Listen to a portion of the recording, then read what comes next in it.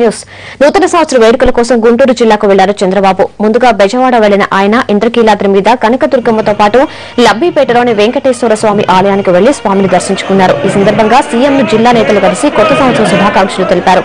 అక్కడి నుంచి తూళ్లూరుకు వెళ్లి అక్కడ స్థానిక రైతులతో కలిసి నూతన సంవత్సర వేడుకల్లో పాల్గొంటారు.